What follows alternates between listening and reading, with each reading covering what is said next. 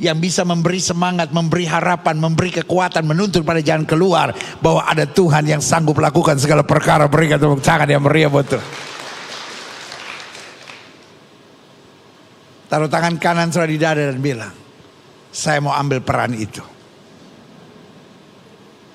Bu, kalau engkau melihat orang ngaco, engkau melihat orang tidak beres, lalu engkau menghakiminya, engkau menertawakannya, engkau mengomonginya, engkau membicarakannya, saya beri nama, semua orang juga bisa buat.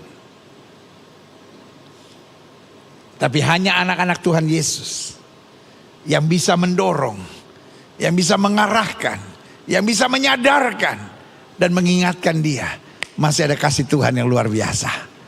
Taruh tangan kananmu di dada dan bilang, saya mau ambil peran itu.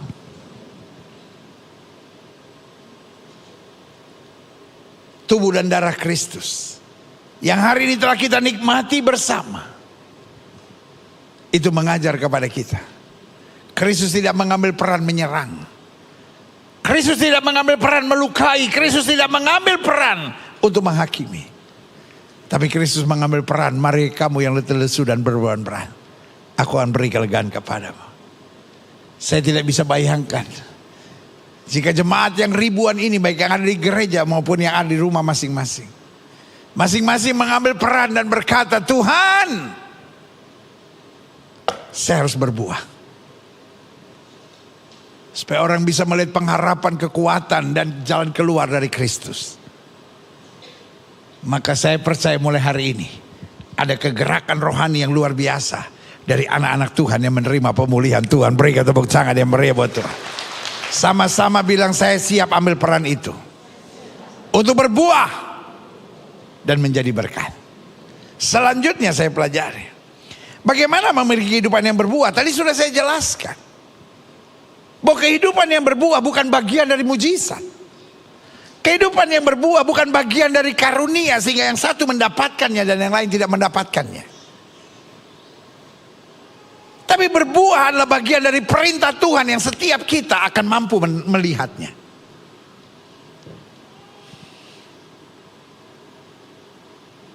Dan berbuah adalah bagian dari kepastian kita yang Tuhan sudah sediakan. Makanya pertanyaan saya adalah, bagaimana memiliki kehidupan kekristenan yang berbuah? Yang pertama saya pelajari,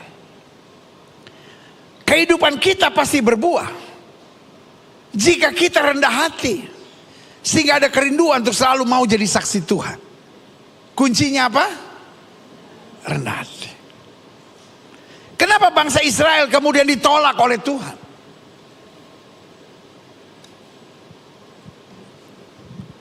Karena waktu mereka menyadari mereka bangsa pilihan, timbul keangkuhan, timbul kearoganan.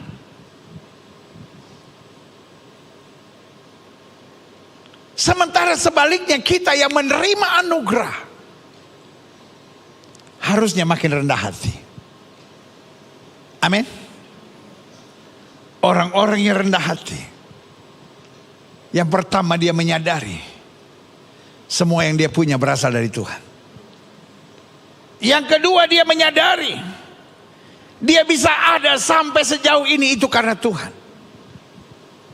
Yang ketiga dia sadari kalau Tuhan gak pegang tangan dia, dia gak mungkin kuat sampai hari ini.